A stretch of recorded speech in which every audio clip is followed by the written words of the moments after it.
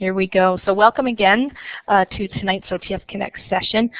Syria Skirhan, who is the administrator facilitator for the OTF Connect program, couldn't be with us tonight. She's actually in Europe visiting her daughter, and she'll be back by the end of this month. And she certainly sends her appreciation to all of you for giving up some of your own time to expand your learning in all the various areas that we've offered through this program. And tonight it's in critical thinking. And we're very grateful that Garfield is also joining us tonight to share his thoughts and information on using authentic assessments to engage students.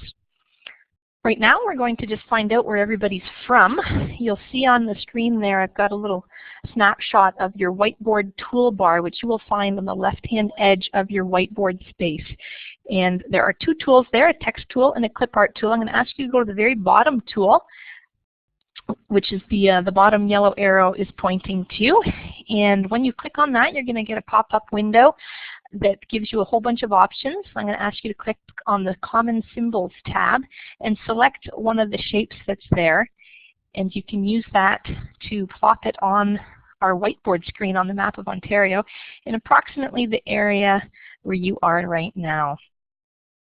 And once you've got your clip art symbol up there, I'm going to ask you to go to the text tool, which is the fourth tool from the top, and you're going to see that my little snapshot on the screen is just a plain capital A. You may need to double click on your text tool to see that option come up. A text box is also available, but it's a little frustrating to use. So try and get it so it's just the capital A.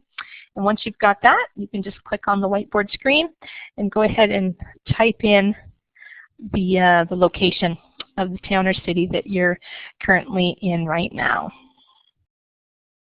If I'm going too fast, you can put up your hand and let me know.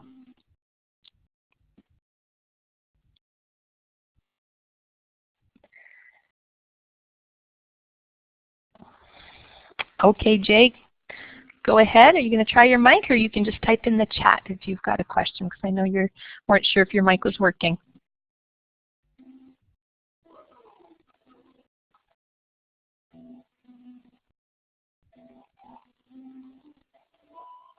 Okay, Burlington's already there. Thank you. All right, Kathy and Jay, I'll just wait for your comments to pop up. If you're having a hard time with the text tool, go ahead and use the chat. Welcome everyone who's just joining in.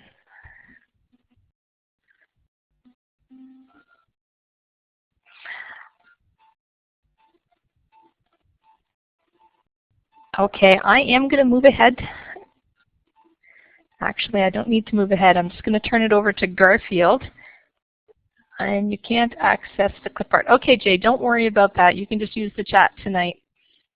And Kathy's in Australia, which of course isn't on our map. All right, well, thank you very much, everyone. OTF does like to know where teachers are accessing these programs from so that we can keep track of that. So we do appreciate your effort. And here we go over to Garfield. Good evening, everyone. Could I just make sure my mic's working okay? Could I just get you to click on the happy face if you can hear me all right? Wonderful. So that's always good to see the technology is going to work for us. Louise got us to let us know where you're coming from. It would be helpful for me if you could share with us very quickly through the chat. Or you can always jump on the mic. If you could also just let me know either what grade level or what grade plus subject, if you're in kind of a middle or high school, just so I know what subjects and grades are represented here this evening.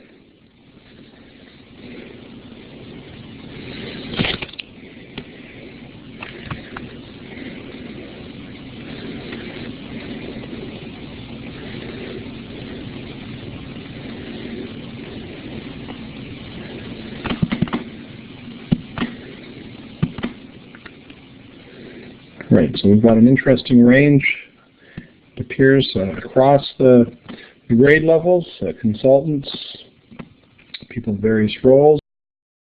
I see teacher librarians and a variety of subject areas represented. Could I ask, you signed up this evening to talk a bit about authentic assessment. So here's what I would like you to do. If you could just type into the chat box for me very quickly. Actually, we're going to try something a little different. And Louise, I'm going to look for your help on this. So, Louise, could we set up the whiteboard and have people type into the whiteboard? We'll just use that tool. Thank you.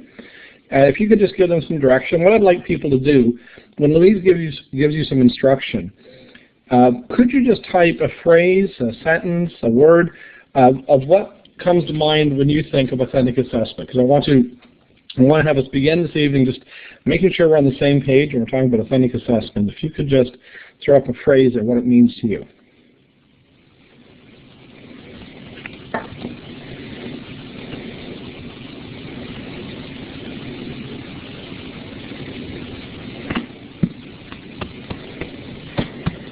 Good job, everyone who's grabbing their text tool to write on the whiteboard. That, again, is the 4th tool down in your whiteboard tool strip on the left-hand side. And you just click on that and then click anywhere on the whiteboard and start typing.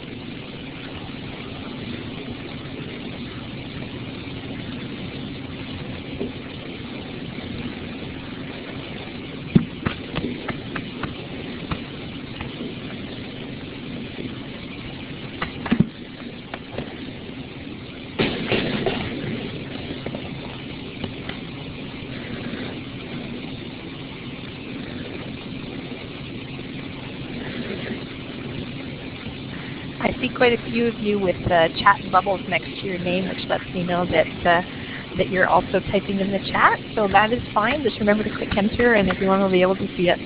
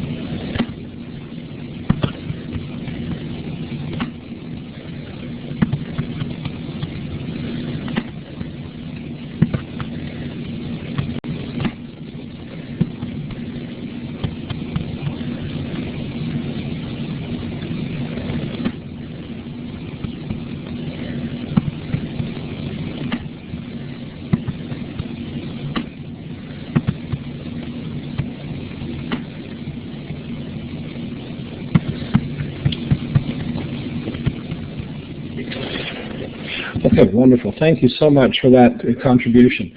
Now, here's what I want to ask. I was sorting or trying to keep up with you and sorting as you went. And I want you to let me know if you think, I'll explain my my sort in a moment with the clusters that I saw. You let me know if my sort makes sense or if you would like me to move something. It might be I misunderstood something you wrote, or maybe you have a different way of sorting. But let me just explain what I saw emerging for me from your clusters.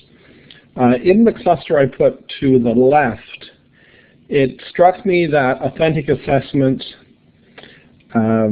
connects to ways that we engage kids, that authentic assessments can excite kids, that can make assessments not merely something that we do to kids at the end of a body of learning that's often something they fear, but it's something they actually embrace and are quite excited about. So I saw on the left, I tried to cluster things that seem to be the things that students, so I saw words like meaningful, engaging, useful, they motivate, and so on. So the things that I clustered there, that authentic assessment connects to kids in ways that excites them, that assessments actually excite kids. In the center, I saw open-ended, real-world connections, choice. While they may excite kids, what I was seeing in that cluster is that there are connections being made beyond the classroom. So while in the left column, I may have had tasks that were quite exciting and fun and engaging and motivated kids, the center said to me that there's an open-endedness that allows kids to make relevant connections to their world and connect to the world. The two are, if I had a Venn diagram here, I'd overlap them, but that's how I'm seeing. What I saw on the right were really statements around just really solid assessment practice. And the reason I'm saying this is that we've measured what we've taught, and I see truly represents student learning, that they're realistic goals that we've set and focused on learning goals, and I see the multiple opportunities, and we build a background for students. I saw all of these as what I would call pieces of good practice, good assessment practice. Many of those I think I could do in more traditional assessments, but it's just good sound assessment practice. So what I saw are three clusters. One, assessments that excite and engage kids. Two, assessments that are open and connect to the world outside of schools and classrooms. And three, good solid assessment practice that ensures that we focus on the task. Could I get you just to comment, either jump on the mic or in the chat window, if you would please. Comment on my sorting. Would you move something? Would we sorted them differently?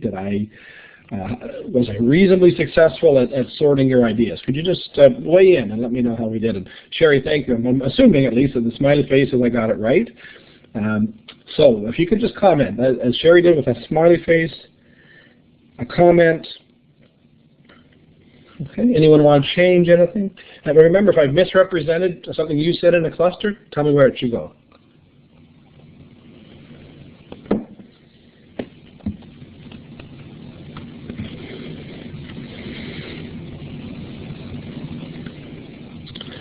Okay, so I'm seeing in general, I think we got, now I want to use this just for a moment. I think all of these are really important. I'm going to give you a definition that I work from in a moment, but I also wanted to just, for a moment, comment on your clusters as why I think they're all so central to the work we do and the use of authentic assessment. By the way, I'm not sure, and perhaps a few of you could weigh in, I wasn't sure where to put not EQAO.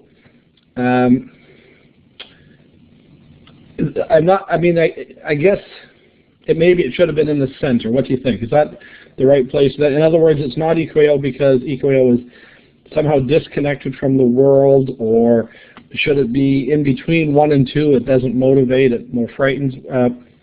Sherry, when you say where it is, I had moved it a bit. Did you mean on the right? Bottom of center. Okay, disconnected. Okay, where it was originally. Great. So the reason I want to do this is I want us to think about when we think of authentic assessment, what are we talking about? What you've raised here are actually some concerns I want to, normally I would do this later in the session, but you've raised some good points. I'm going to give you a definition in just a moment, but first, couple of things I just want us to keep in mind. One is I want to start on the right and work backwards. One of the dangers can be with authentic assessments that we give kids really interesting tasks that they engage in and quite enjoy, but we lose sight of the learning targets. And I think some of the comments on the right are really important that we think about as we dig into this a little bit more tonight. That if we're going to engage with authentic assessments, we can't lose sight. If I'm using, create a cartoon strip to show a scientific concept, well, my learning target is students being able to demonstrate an understanding of a scientific concept and being able to communicate that effectively. If now most of their time is devoted to figuring out how to use the software program or draw the cartoon, and that takes more of the time than the science, we may have actually undermined our goals at addressing the curriculum in interesting ways. So one thing we have to be careful of is that does this hit the learning target we set out? And some of the other pieces you've raised is does it in fact, have we set up the task so that students have multiple entry points, they're going to get feedback and guidance, especially in authentic assessment.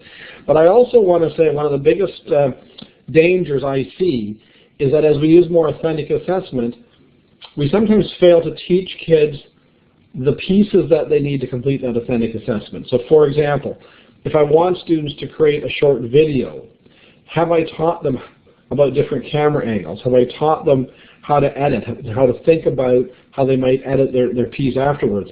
If I simply teach them content and then say go make a video, and then I assess their video, I haven't really assessed the learning targets and I haven't assessed what's taught. I think what we tend to be strong at in general as teachers is teaching kids how to write a paragraph, how to write an essay, how to write up a lab report. Those traditional forms, we scaffold that. But sometimes we can get caught with authentic assessments that are quite exciting, but fail to scaffold the learning to the same degree we would in what we might call non-authentic assessment. So I want to just caution, and many of those statements on the right capture that. If I jump over to the left, I just, I think finding ways that we engage kids, but keeping in mind engagement isn't merely entertaining kids. It is getting them to have to think deeply about, and we're going to talk a bit about that. And then the center, these connections, I want to come back to that in a moment. Let me just pause for a moment. I'm going to ask Louise if she could take down the page we have now. We're going to set up a different page. And thank you, Louise, for your help. I'm going to put up three headings, if you wouldn't mind, Louise. The first one, opportunities.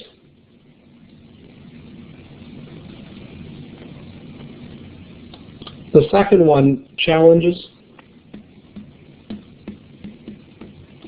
And the third one, I wonder.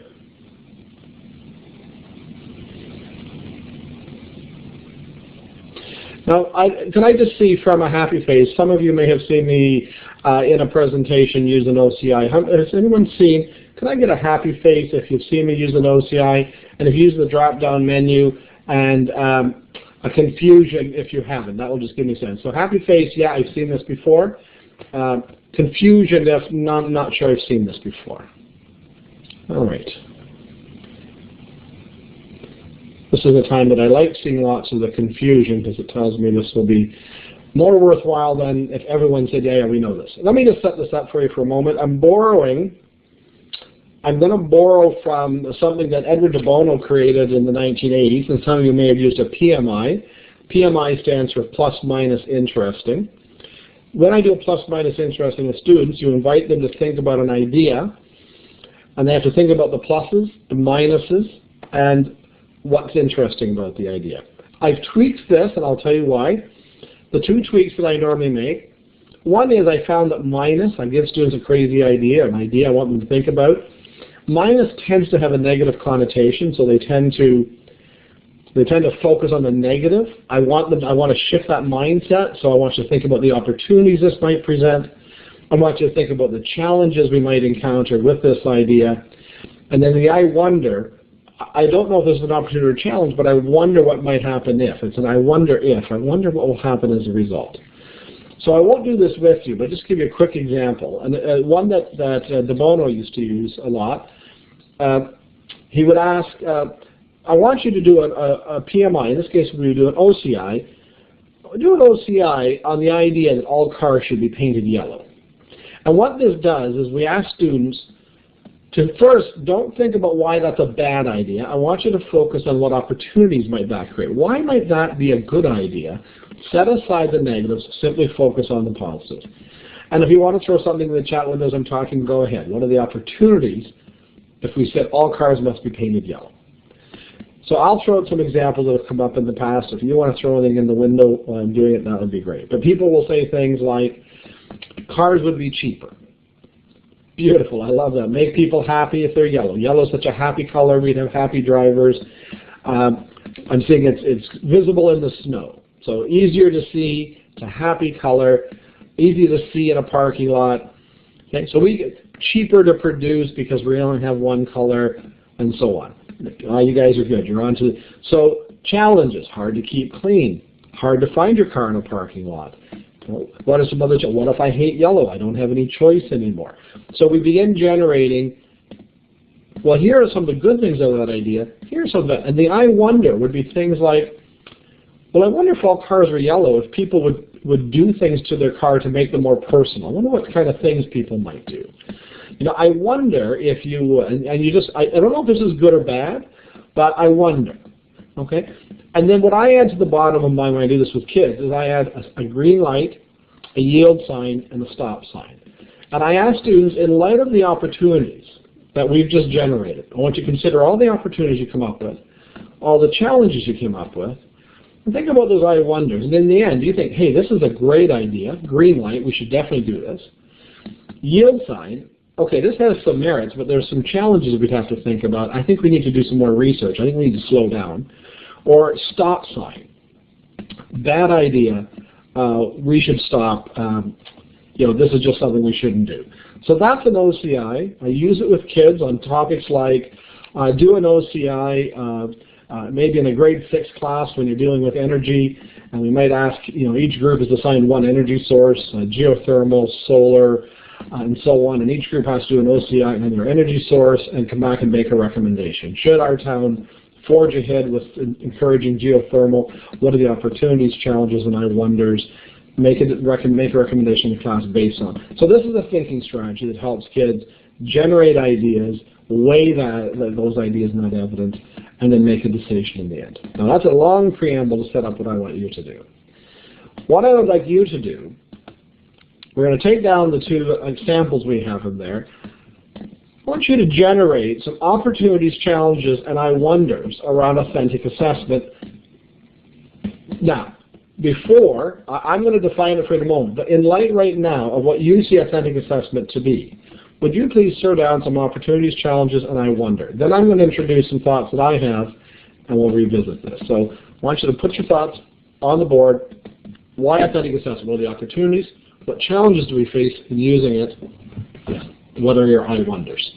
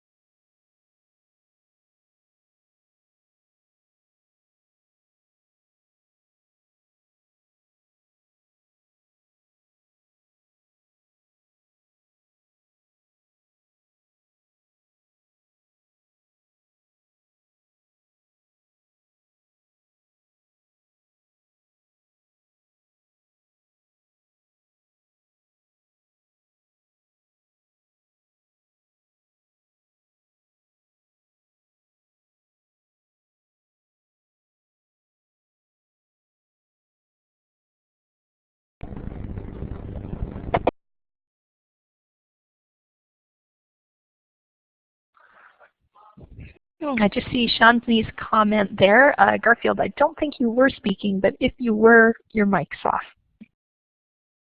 No, I turned my mic off just while people were finishing. So thanks so much.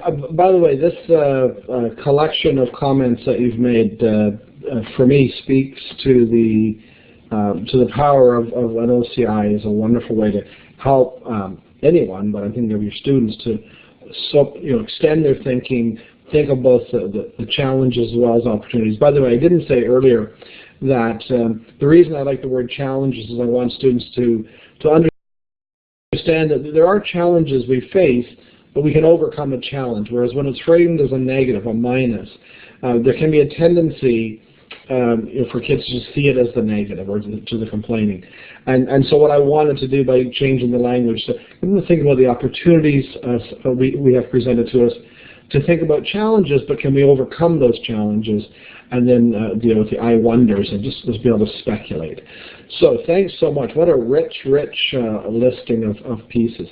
And I want you to take a look, and I'm going to ask you now to use the chat window. And would you, as you look at the opportunities, challenges, and I wonders, if you would like to make any comments, I'll just invite you in the, as a collection of comments, to something emerge for you. And I'll make my comments, but I want to invite you. And by the way, whenever I say in the chat window, please feel free to jump on the mic, put your hand up. I'd just love to get some feedback now from folks in terms of authentic assessment. And here's what I'm really interested in. When we look at the opportunities, and this is why I want you to do this exercise, when we look at these opportunities, creativity, show it deeply what they know, engage them, a variety of thinking, and you see a list of reasons we should be doing this all the time. Why aren't we? Well, because there are some real challenges we have to think about. And we've got a number of those up there. And then the I wonders are good things for us to explore. So any thoughts that you might have looking at the list? And I'm going to also, just as you're throwing that up there, do you see the challenges as greater or the same depending on a grade level? Do you think these challenges, the opportunities and the challenges are the same K to 12? Do you think that in fact there are greater challenges in a particular grade level, more senior grades, more primary grades? I'm thinking, for example, in primary grades, authentic assessment can often be the parents doing the work. In senior grades, is it preparing kids for university? So that's one thing I'd like you to think about, and just throw your thoughts in there. And do you think it lends itself more to one subject more than another, or do you think all subjects have the potential? So just those two quick thoughts. Is it more doable in some grades than others? Is it more doable in some subjects than others?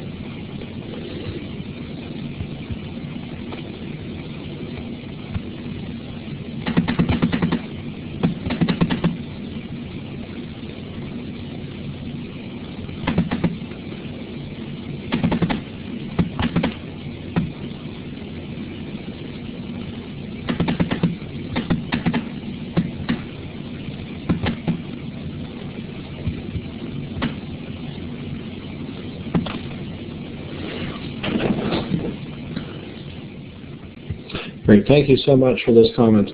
Now, I just want to wrap up this piece a little bit. I saw the comment that the challenge is often your time, that it does take time. I would absolutely agree that time can be a factor. And I would suggest to you that it's one of the reasons I think as teachers we have to increasingly become a community of learners and find ways. It's something you might want to talk to Louise about, just to put a plant in, that, you know, as we think about what the future might look like. So for example, teachers across the province creating, you know, their own authentic assessments. It's a labor intensive. I found from my experience it's also a very front-end loaded task. It takes a lot of upfront planning.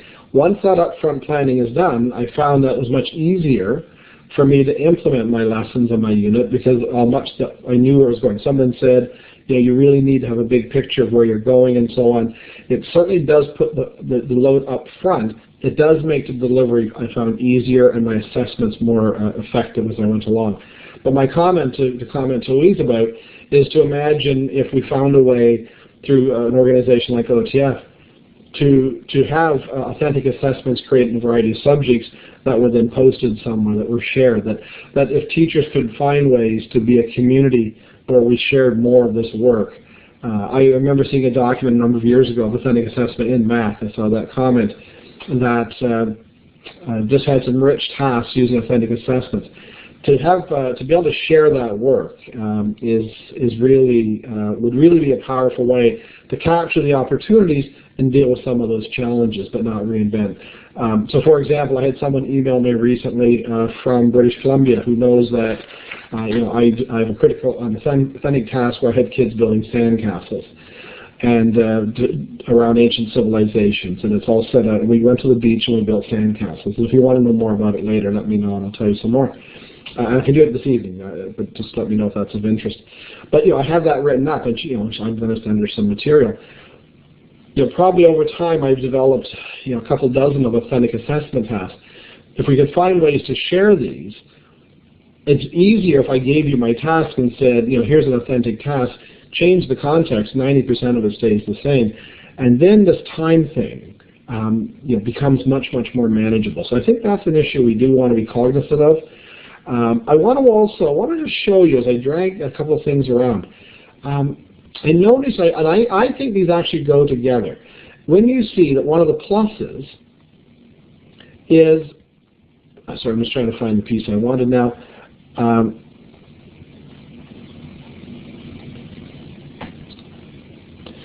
Is that we allow different students to engage in the curriculum. I just want to bring this one together with, I wonder if it works for all students. I think these are two comments that we need to think about together when you begin dealing with authentic assessment. Often we think that if we, you know, we'll use more authentic assessment, and that will, you know, engage all kids. The truth is, some of our kids would prefer to, could I write you an essay? I'd rather write the test. I like the formal assessments. And you know, I guess this is a don't throw the baby out with the bathwater comment, but, and it's why differentiation I think is so important. As I create more authentic assessment opportunities, I can't lose the other piece. And I can't presume that every student, my daughter in her grade 11 biology course last year, was asked to create a cartoon to demonstrate genetic drift. She said, you know, partway through the weekend that she worked on it, I'd rather just have written this up as a lab. I don't think she actually enjoyed the creation of the comic strip, and she found that 5 hours out of the 6 she spent on that task were figuring out the bit strip software, and she said it really didn't deepen my understanding of science. So for her, she would have preferred to have a choice.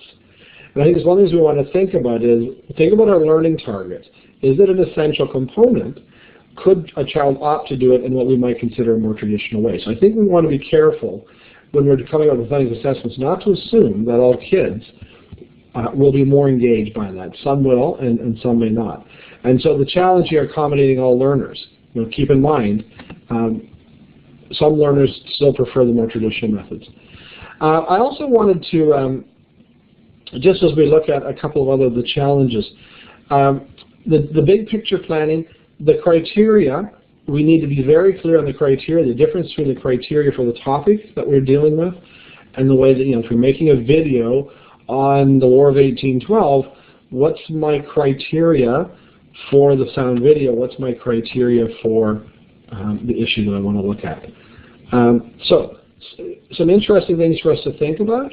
I'm going to just shift gears for a moment, and I'm going to share my desktop. So I just want to double check to see, make sure that I'm not losing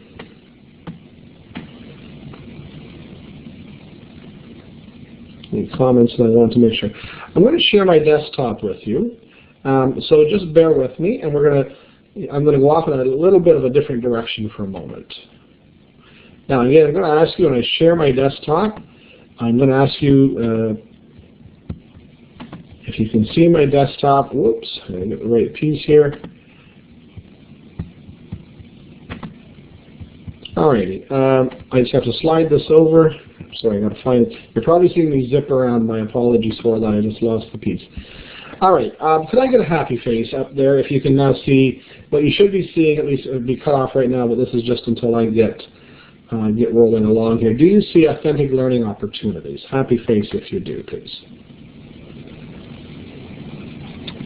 Hi, Garfield. I'm not seeing anything yet either, and so I'm wondering whether or not the selection process completed when you chose your application. All right. Well, I can... You know what? I'm going to try to do this a different way, so just bear with me for one moment.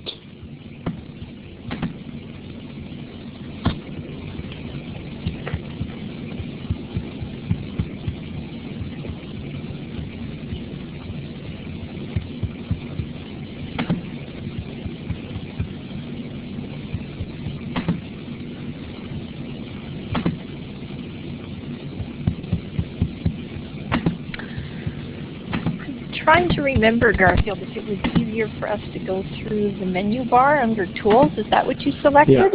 Yeah, I think it is. Yeah, that's what I'm going to do. Oh, great. I can see it starting already. Thanks. Yeah, see, the other connection doesn't work well. All right, now we should be out. Could I get a happy face if you can see?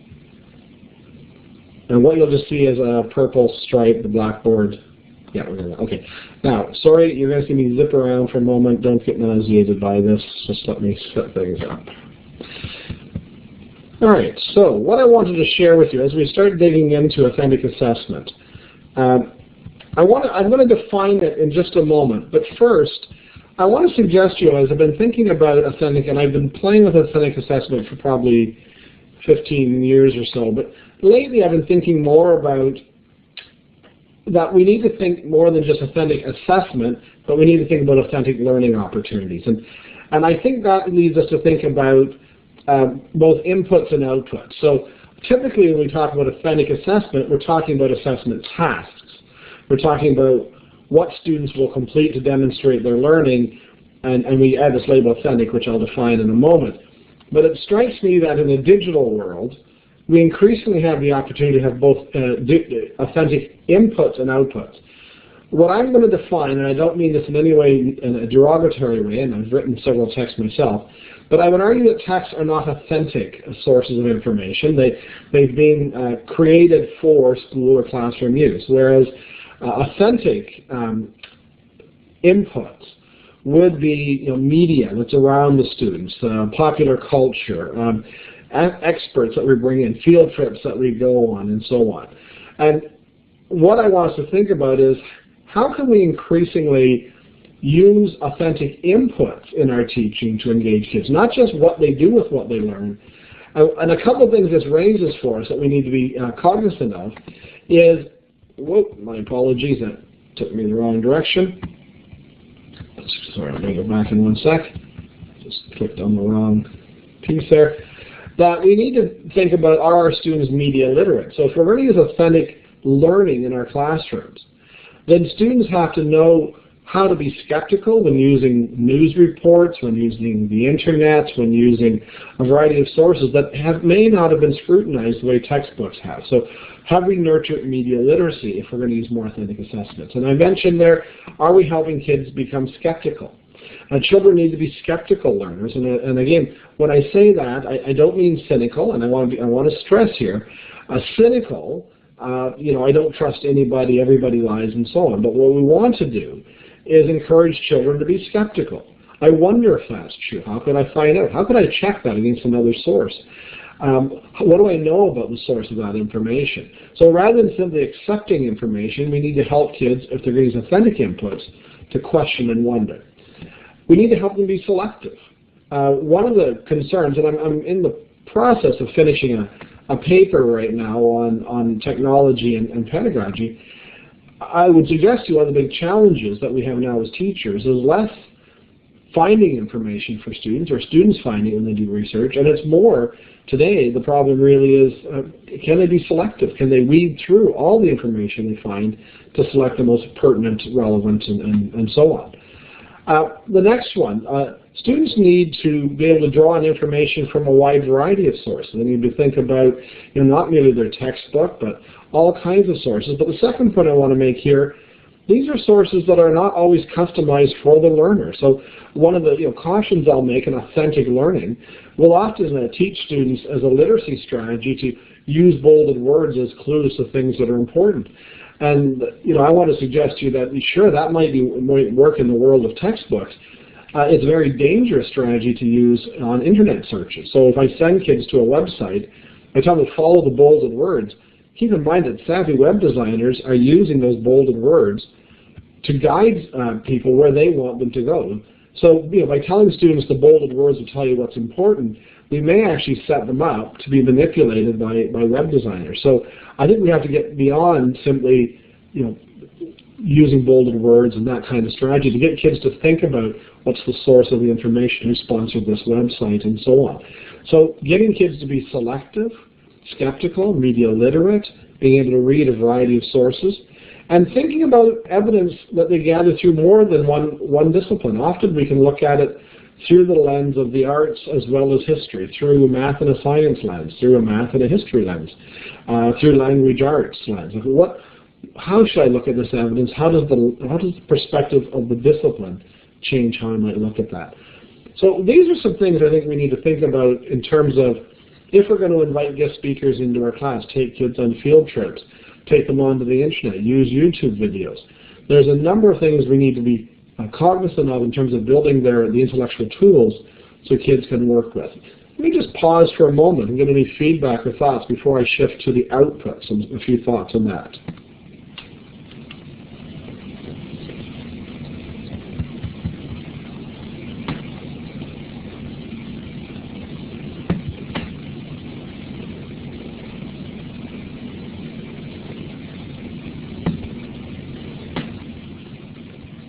Okay, I'm not seeing any comments come up, but if you want to, let's see, I'm just going to throw something up for us there. Thank you.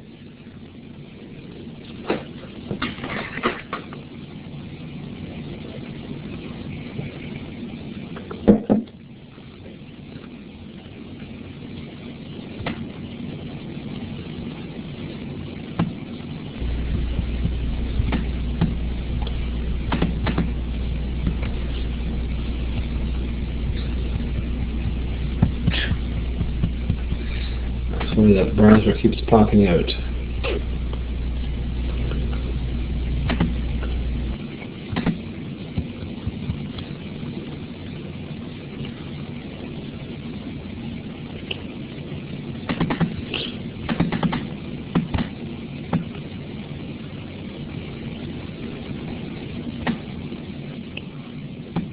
So let me just respond to a couple of these comments that are coming up. I'll start working backwards.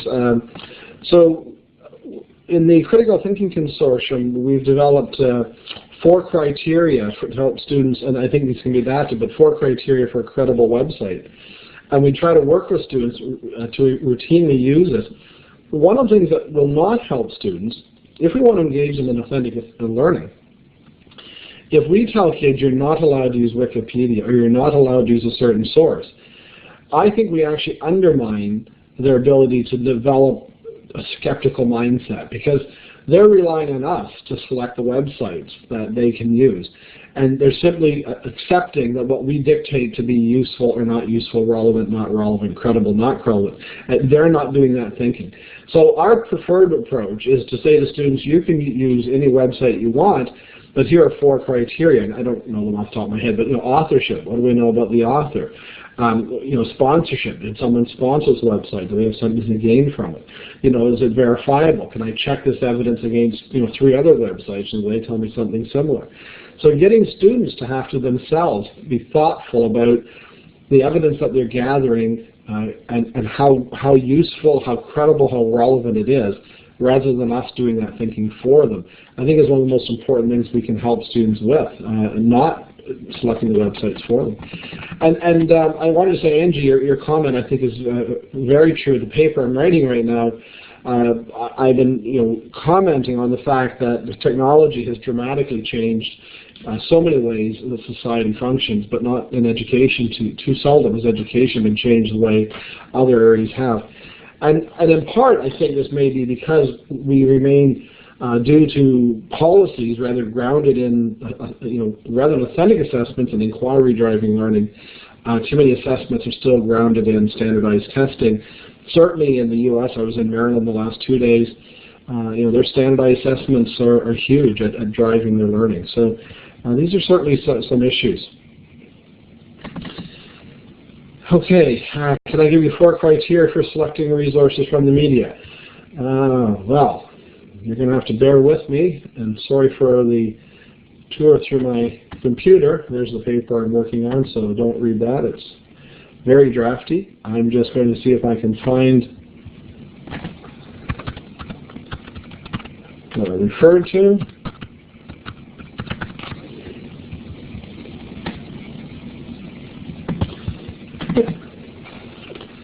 So here, I'm going to be pulling up a rather detailed lesson.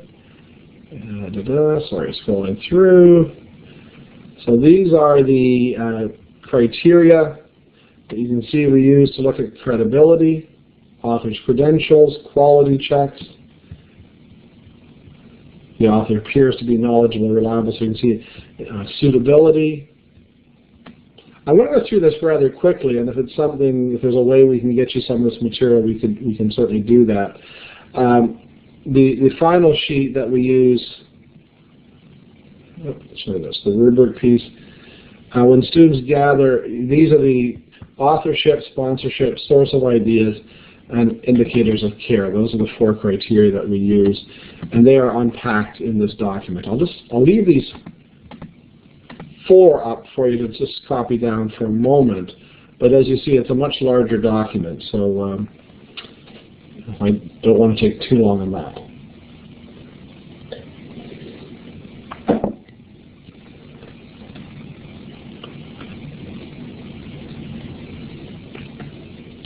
But as you're taking a look at this is what I mean by, as we think about authentic learning, so the input. I mean, I could tweak this to look at if we have a guest speaker coming in, so now it's not authorship, but it might look at the credibility of the person, and what do I know about the person they're speaking, how believable is their content.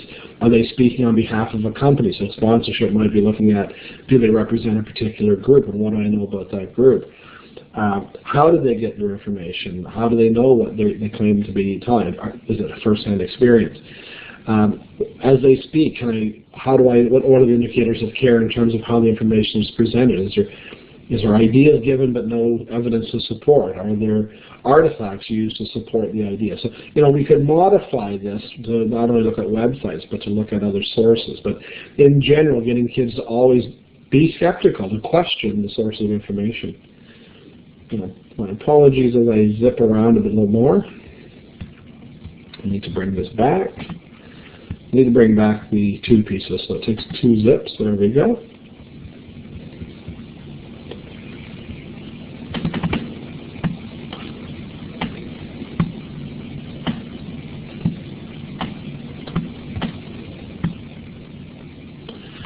So I'm just reviewing again your comments are so helpful here. This is wonderful to see. Great. All right. So I want you just to think about, as we dig into authentic assessment, as I said to you, I think we also want to think about the inputs, not just what the kids do in the end, but where do they get their information. And increasingly, I would suggest to you it's not textbooks, it's not teacher prepared materials, but it's popular culture, it's the media, it's experts that we can bring in via Skype or other ways. When we think about outputs, I just want to go to the other direction now, the means that students are going to share their information. So when we talk about authentic outputs, the questions we need to think about: how will they communicate for a specific purpose or audience? So when we think about authentic assessments, one of the things that authenticates the learning is, who would you be creating this for? Who's your audience? Is your audience, if I'm a grade 8 student, am I creating a children's book designed for grade 2s? What do I know about grade 2s? Am I creating a poster to try to encourage adults to act a certain way? What would attract their attention? Am I trying to persuade or entertain? So getting students to think in terms of, why am I communicating this, and for whom am I communicating it? And we're going to talk about authentic context. How does this connect to life outside of a classroom? You know, it's schools that are fixated on testing. What about the outside world? How would we share information? Does it allow students to think about their personal strengths, the areas that they'd like to draw upon? And where possible, are we using digital technologies to support students? So those are some things that, just in terms of the outputs, that we want to think about, so both input and output. Now, what I want to do is, I want to give you now how I see authentic performances, authentic assessments, and I coined this phrase with my wife, with Laura, about maybe 20 years ago. And so you need to understand, we kind of made up this term. We considered two bodies of research. There's a body of research around authentic assessment, and there's a body of research around performance-based learning.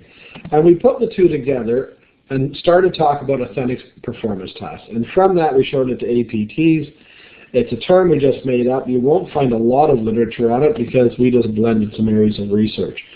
The funny thing is, at times I tell my students and the faculty to bounce that term around. Principals get stressed out if they don't know a new term, and it's some of the edu jargon, and it can stress them all out. And I say, just have some fun. Throw out APTs in your interview and see how they respond. Anyway, here's how we saw it.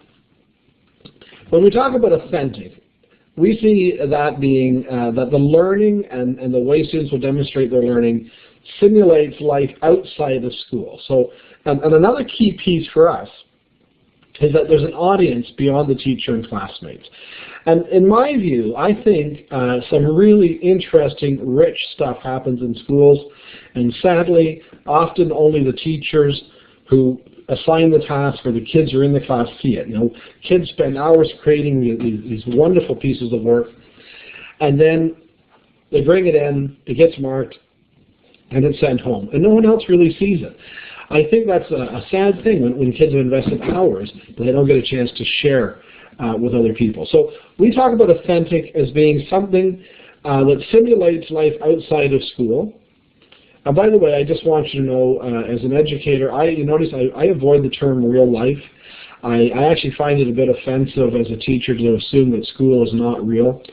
I can remember, conversations with people who have 2-hour business lunches or cut their deals on the golf course, and then they talk about school not being real life. And I think, well, most teachers I know barely get a chance to have lunch as they run from thing to thing. So I avoid talking about real life. Instead, I talk about simulating life outside of school. And I want us to think about, can we create an audience that takes the work that kids are doing and invites others to participate in their learning or observing their learning. So that's what we mean by authentic, and I'll show you that in just a moment. And by performance task, we mean a task that students, and you said this in the sorting I had you do earlier, a task that requires that students demonstrate their learning through some kind of performance or the creation of some kind of product. Show me that you've met the learning targets, the curricular expectations, but not through a test or an essay or a traditional pen and paper piece of writing, but the kind of task that you can go back to the authentic that we would see outside of school. So we talk about authentic assessments as having an audience beyond the teacher and classroom that simulates life outside the schools and has students demonstrate their learning through a performance or a product. Any thoughts or comments? Does that I think that largely aligns to what I saw earlier. Anyone have any concerns with that definition? Does it seem to resonate with you? Again, you can throw okay, I'm seeing a like, I'm seeing If you want to throw up a happy face if that works for you, or any concerns, tweaks, additions.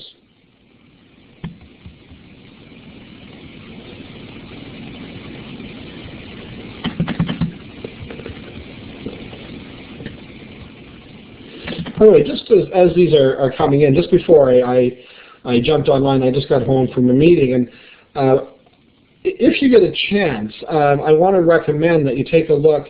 I'm involved with something called the Global Teenager Project, and let me just tell you a little bit about this. Oh, Louise, thank you. That's good. It's not necessarily always a simulation. In fact, the Global Teenager Project is a good example. If you get a chance, Google Global Teenager Project. This is the executive directors in the Netherlands and his co-directors in Beirut.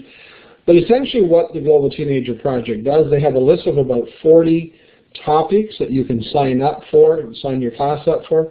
So from Millennium Goals to poverty to climate change to my dreams, a wide range of topics.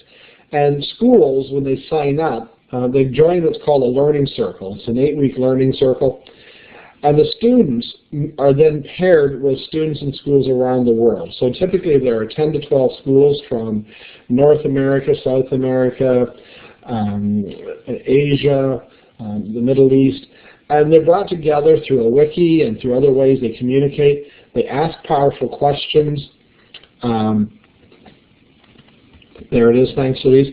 They ask powerful questions. They try to solve global issues or address global issues through gathering and sharing research and sharing. And just one of the fellows who was at the meeting tonight, Cedarbrae Collegiate, grade 11 chemistry teacher, used it as a way to get kids to connect to the STSE in sciences using one of the projects, and you know, they had fascinating conversations with children in Kenya and other parts of the world as they explored global issues through this project. It's a nice example of kids engaging in authentic inputs, and then depending on what we do as our assessment tasks, it could lead to some really nice authentic performance tasks. So anyway, if you get a chance, take a look. I know that the Global Teenager Project would love to get more schools involved, and those who have been involved have loved it. So a couple of things. So why should we consider authentic assessment? Many of you have already kind of touched on this, but a student who truly understands, wants to note often on tests, if I recall it, doesn't mean I really understand it. But if I can explain it, use it, compare it, contrast it, relate it, transfer it, discover it, combine it, create it, question it, generalize it, assess it, or teach it.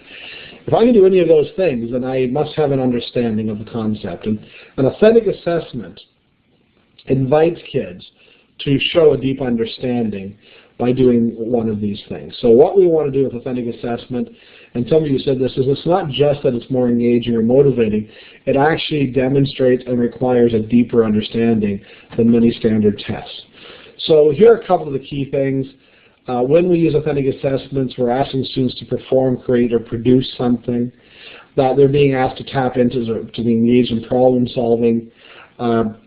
Note, it's important that the emphasis is on the process as much as it's on the final product, that just assessing the final product, we often miss much of the rich learning. We want to invite students in authentic assessments to muck about, to make mistakes, to try it over again. So it's not just the end product that we're worried about. It's not just writing the test. It's not just creating the model. It's the journey that they go on and how we capture that. It should change the meaning of knowing and being skilled. Instead of it being about accumulation of facts, it's, yeah, but what do you do with the facts and how do you use them? And it should provide a context for learning. And many of you said in your earlier comments, it recognizes different talents and abilities of students. So that an authentic assessment, especially if we create multiple entry points for students in a differentiating class, then all children can get involved in somehow. Let me just show you, I'm going to walk you through some samples. Now some of these have a bit more of a social studies bent, but others not. And I'm just going to pause for a moment. I want to keep up on the chat window, so just bear with me. I'm going to slide that over.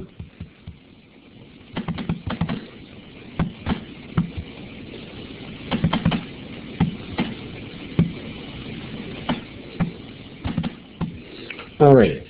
So here are some sample, and by the way, anything I've got here means I've written it up in some detail somewhere at some point. I mentioned earlier the sandcastle. Let me just tell you a little bit about this. I actually did this with a grade 11 class. It was my actually my final field trip before I left the classroom a dozen years ago before going to the university. I've adapted it for use in grade 4 and 5 as well. And the idea was that the students were told at the beginning that a month from now they'd be going to the beach to build a sandcastle. And they had to pick an ancient site that they thought was an important representation of the civilization that they were selecting.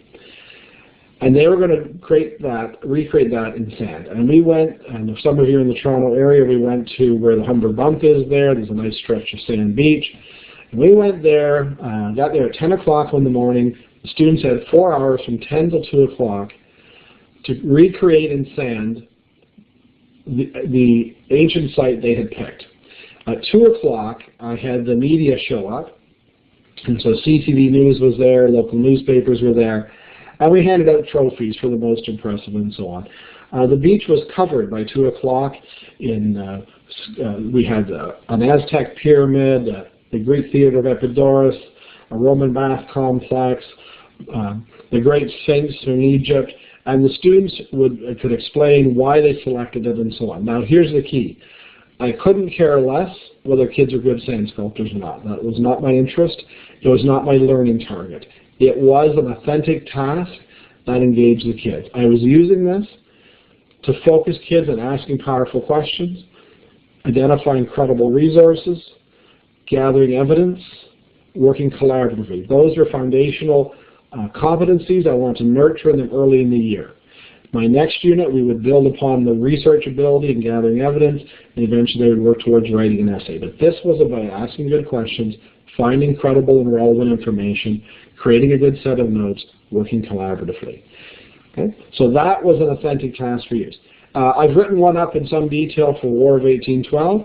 This one I have a more open-ended. Here are 10 possible things you could create in 10 different topics. This is the 200th anniversary this year. If you were to do a commemorative project, what would you do? Sorry, I forgot to mention my sandcastle. In grade 5, we do with ancient sites. Grade 4, they have to build a medieval castle, but an actual castle they've researched. So a lot of variations. Really quickly, a life box. 18th century is very common to maintain a life box. 18th century Europe. So what would be in that box would be the clipping of your first curl when you're a baby, a tooth you lost, a favorite toy from your childhood, something from adolescence, things from important periods of your life. The final thing to go into a life box would be the death mask. Napoleon's Napoleon's life box was passed on to his descendants, and the death mask is there, and clips of his hair out his death are there. In fact, when there was suspicion that he'd been murdered, in the last 20 years, they've gotten bits of his hair and tested it for arsenic poisoning and so on. So we created this for kids. You had to create a life box, and we gave them in grade 7 history. Each of them were assigned a particular character in New France, and you had to create a life box for this character that would represent different stages of their life. What would you put in it? So kids had to create the artifact, and then create a short description as to why they picked that and what it told us, and create a life box that would represent the character. We use that for a historical project. Movie reviews are wonderful. Bring them in from the newspapers. Get kids to deconstruct it as a text form. Find the thesis. What evidence, what criteria do they use for a good movie? Then pick movies that relate to your curriculum, whether it's an adaptation of a novel or a play, a historical film, a science film. Get kids to do a movie review on a movie that has something to do with your course. So if they've read The Hunger Games in high school English and they've seen the movie, write the review. Prepare a travel brochure. Write a children's story. We had children in grade 10 writing children's stories to educate grade 3 students about the Holocaust. How would you tell children through a story about a difficult story like that? Create an alternative visual timeline. If you were to create the timeline of history from a different perspective, what would it look like, and so on. Design a castle. Put a character on trial. Here I've got a couple of Americans. Put Louis Riel, retry Louis Riel. We've put in science. Put the automobile on trial. Greatest innovation of the 20th century versus, it's on trial for being, the greatest mass polluter of the 20th century, and so on. Wonderful. Put Steve Jobs on trial. Brilliant, but not the nicest character. We used to have our students publish a magazine, and all of their work throughout the year, all of the writing they did in their course was authentic in nature. You're writing reviews, you're writing a book review. It was always authentic. Then they'd come together, they'd take on different production roles, and some would do layout design, and some would do editing, and so on, and they would select from the body of writing they'd done through the year and decide what to publish and showcase their writing. So a variety of things. Anything you see here is written in detail somewhere with accompanying rubrics and so on, and lots more ideas. Let me just pause because I've just given you a list of a dozen or so, and I forgot to talk about one. I'm gonna talk about the Cranium, the board game, in just a moment. Would you throw in the chat window some authentic assessments that you've used? I've started you off. Could you just build on my list by saying, what are some authentic assessments you've used? And as you're doing that, how many of you, sorry, I'm going to be multitasking here, happy face if you've played the game Cranium. How many of you have played Cranium?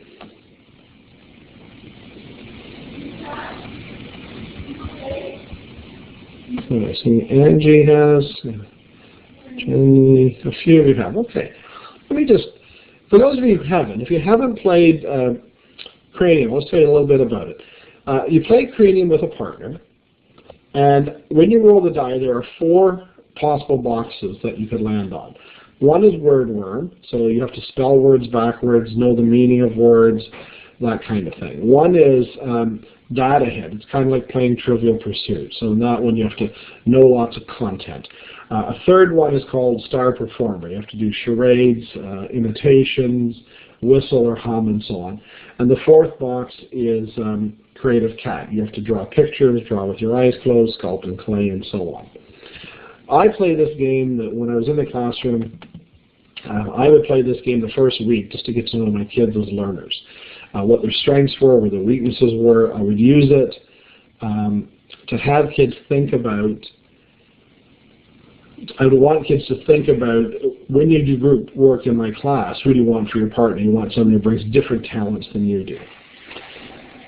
So, what's this all have to do with authentic performance tasks? Well, we recreated this as an authentic task where the kids are going to rewrite Cranium and we could do anything, most subjects, all subjects, most grades.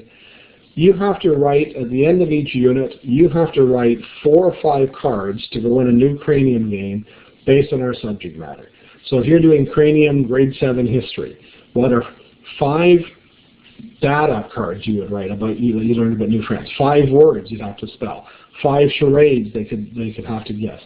And we use this for kids to do review for the test. By the end of the year, with 4 kids per group, the kids can recreate and have Cranium grade 8 language arts, Cranium grade 10 science, and so on.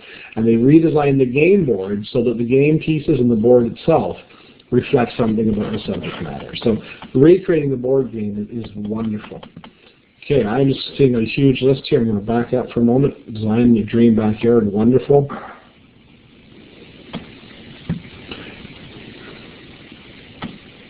Great.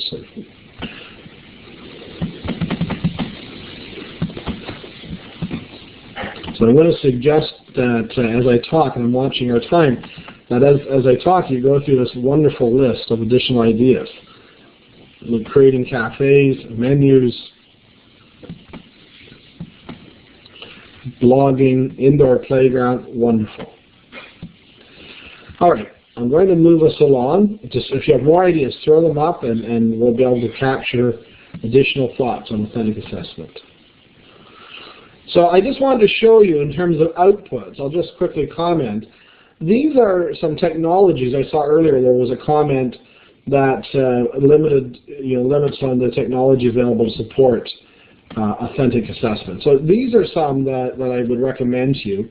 I'll just comment on a couple just so we don't spend too much time. But Globster, if you're not familiar with it, allows you to create digital posters. I think it's wonderful because you can upload images, songs, video clips, text. And what's really interesting, Thanks, Jennifer. You've used it. Jennifer, can you tell me what age level or grade you've used Glogster with? That would be helpful. Thanks. And there is an EduGlog, grade 6. Wonderful.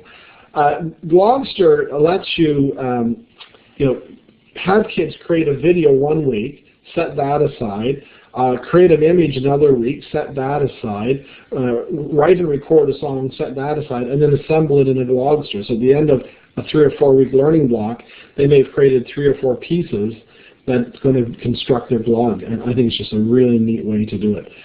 Comic Life and Bit Strips are both help kids create avatars so that you can do cartoons that don't necessarily have to be artistic, or GarageBand or Audacity helps them construct their own music that they might then use in a video that they might use Movie Maker or iMovie for. Anyway, so you have a variety of pieces there. Let me just take another look and set aside.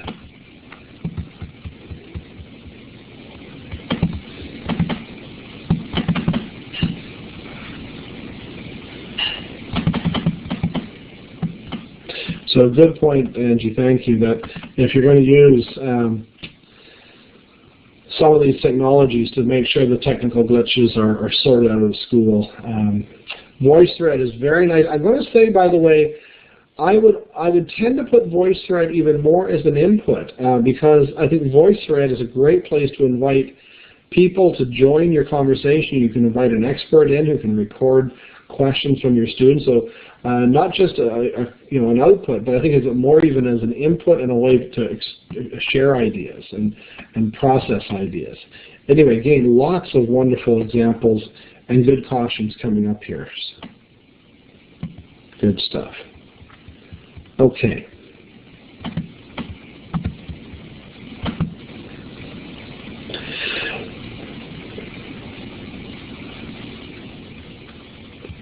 So here's an example. Let me just ask, because some of you may have seen it, how many of you have seen this cascading curriculum? Again, just got a happy face if you're familiar with this page that you're seeing, because I don't want to spend time on it if most of you have. Can I just get a happy face, or that confused face is always helpful to say, nope, new to me, or happy face, yeah, I've seen this before. Alrighty. Well, let me just show you I want to show you a couple of sheets. Okay, I'm going to show you a couple of sheets in terms of planning for authentic assessment and how we would plan this. I should just back this up for a moment. Sorry, I got the wrong page. In the new curriculum that will be coming out for next year in elementary, one of the things that you have to look at is the handover of New France to the British and the impact it had on people. So a task that I had set up for students to do that simulates outside of the classroom was to create a Colonial Times newspaper. And the kids would know, not at the end, not now that we've learned lots, but rather at the beginning, you're going to be creating a Colonial Times newspaper. And it's going to contain 4 pieces. It's going to have a news report on adapting to life in the new world. You're going to have a visual essay showing how important it was that people interacted. You're going to write an editorial addressing how the British dealt with people that were displaced, such as the Acadians and so on. And you're going to create a values timeline to show the impact of the transfer from different perspectives. And below that, you see a series of lessons. These lessons, each lesson I teach, will yield more information, ideas for you to weave into your news report. So kids begin by thinking about, we're going to create a newspaper. For the next week, we're working on a news report. I need to gather evidence. I need to learn what a news report is. So you would add a lesson here on deconstructing the text form. And we would gather evidence here, and then would build and refine and revise, polish, set aside, and work on the next week's until they've got all the pieces, and then they'll assemble their newspaper. Now, I want to show you one last piece. Let me show you the blank first. This is actually my Snow Castle planning template. This is a template that we created a few years ago to help us just think through designing authentic assessment. I'm going to take you through the blank one first, and then I'm going to show you a completed one. So when I do this, I'm thinking about, well, what's my course? Is it social studies, language arts, science, English, and so on? What's my grade level? who's my audience? And remember I said earlier, authentic assessment, whenever possible, I want there to be an audience. By the way, if you teach young children, just invite 2 or 3 people to join your class for the day. It's enough to get kids pumped. So, who is my audience? Are we going to invite the media in? Are we going to put this up in the school? Are we going to put it out in a mall for Education Week? I had some high school classes have to create a display board that was to be put up in an elementary, one of the feeder schools. So, if we want to focus on healthy lifestyles, they might have to create a display board that's going to be posted for grades 5 to 8 in one of the local schools. Create a display, get permission of the local feeder school, and the students have to go there. So I always try to find who might my audience be. So then we frame our question. What's the critical thinking question that's driving this? The big idea for me in this one is architecture or reflection of the society it built. What can we tell about a society based on the architecture it built? The enduring understandings, these should be based on those overall expectations and the achievement chart, the big ideas. Those assessment targets, these are the learning targets. What is it I really want to know about kids? Again, they're going to be grounded in the 4 A's of the achievement chart. What are the big ideas or concepts I need to know? How they'll communicate it, how they'll make connections and apply it, how they'll think, and so on. So note it's designed down, making sure I'm grounding this. As you said earlier, I've got to make sure this is grounded in the curriculum. What I would then put in the next box, what is the big task? What will students produce to demonstrate their learning? When I say subtasks, that line, these are the building blocks the kids will need to complete to be successful in the bigger challenge. So if they're going to create a sandcastle, create a newspaper, whatever it may be, these are the steps they will go through, the building blocks that will help them be successful. Below each of those steps, I think about what lessons. If my students are to create the subtask, what lessons do I need to teach to ensure their success? So let me show you. Here's an example. So what can we learn about society? You can see that you're going to build an accurate model of an important historical site in sand or snow. My learning targets, and I didn't put in all the details, but they're around the inquiry, the thinking inquiry, the knowledge, the communication, the problem solving, the application here. I'm pulling out curricular expectations. They're building blocks. The first step, students have to generate a set of powerful questions. By the way, if they're going to do that, what will I do? Well, I'm going to introduce a KWL chart. I'm going to think about archaeologists and questions they'd ask about our society. So what are the lessons I would teach?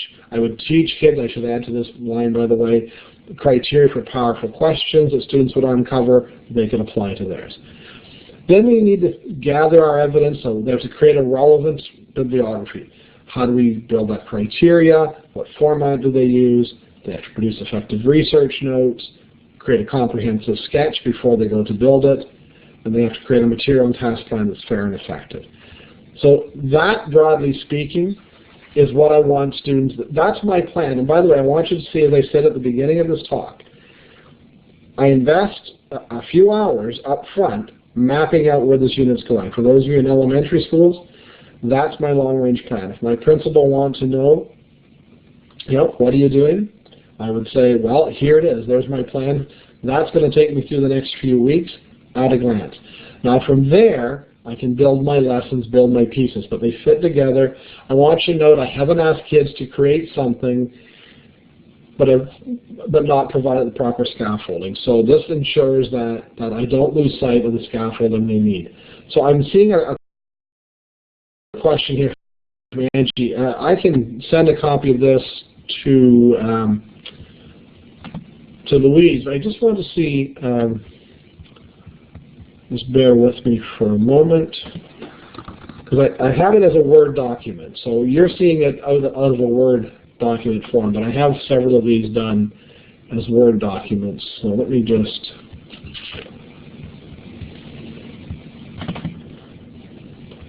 so here it is, a little cleaner looking as a Word document. And I just want to show you one other. And bear with me as I look through some materials.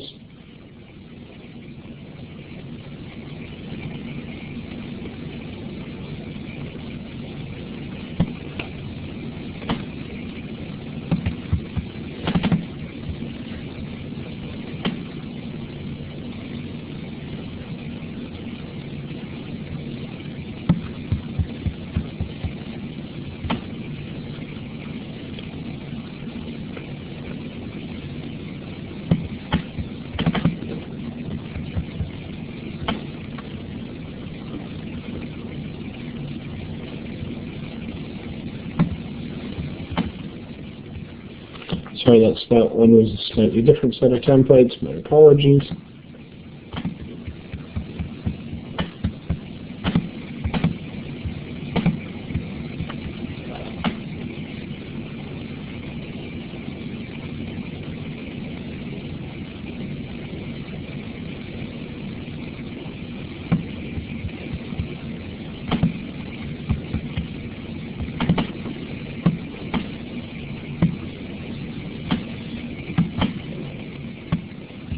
So I'm not finding it quickly. I don't want to spend too much time.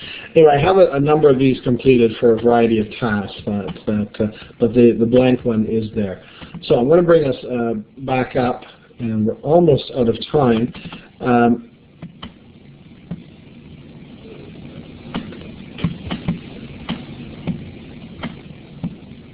So I'm just looking at some final comments. I'll see if I can just upload this.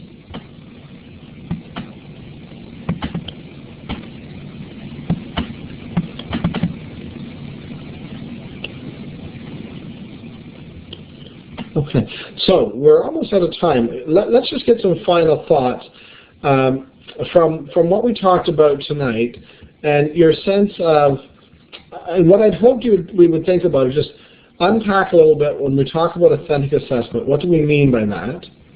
What does it mean to engage in that? What are the challenges we need to think about if we're going to engage in authentic assessment, and how might we address some of those challenges? So I'm going to take us back to this and see if I can upload the file. And come back to this page, the challenge, and I wonder, and I'd love to just get your feedback before we finish the evening. Doable? Worth the investment of time? What do you think? Have you got some ideas from whether myself or others tonight that will help you embrace it? Because I think we saw lots of reasons why we should do it, some challenges that might get in the way. So your final thoughts on the evening: doable? Worth the investment of time and energy? Do you have some ideas to take away that will help you do that? And while you're throwing up, I'm going to turn off my mic while you're throwing up some comments to the chat box, or on your mic. I'm going to see if I can upload that file for you. And would I just do that through load content? Is that the right route, please? It's a Word document. If you click load content and then browse through and select the file, I think that is one of the ways we can do it. This can be one of our tests.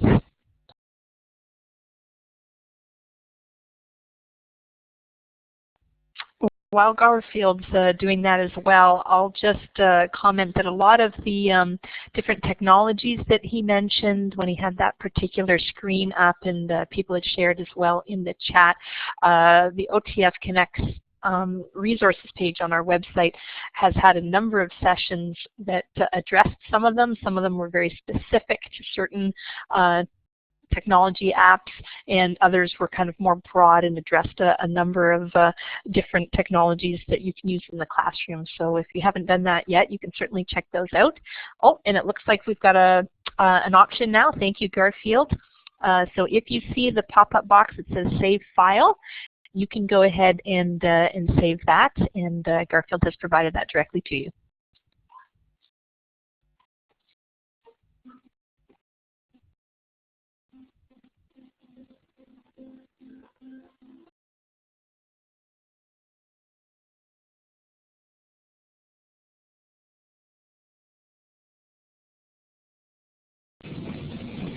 Okay, thanks for participating, everyone, and for the wonderful content that you added. I thought tonight was one of the richest that I've had the pleasure of working in, where people added so much to what I was talking about. So thank you so much.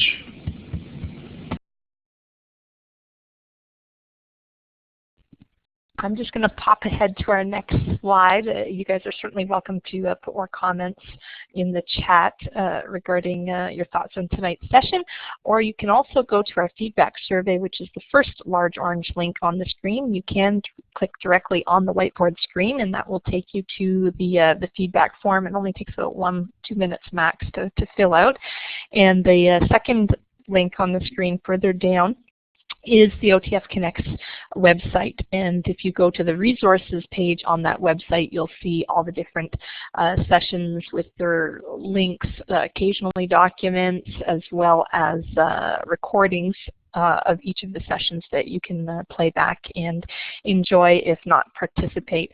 I do thank you all on behalf of OTF and Sirius Skirhan for your participation tonight and giving up your own time. And I do thank Garfield as well for his time tonight and for such a rich discussion. You guys were all fantastic and very participatory and really got the hang of the tools, and we very much appreciate that. So thank you very, very much. We hope to see you again soon.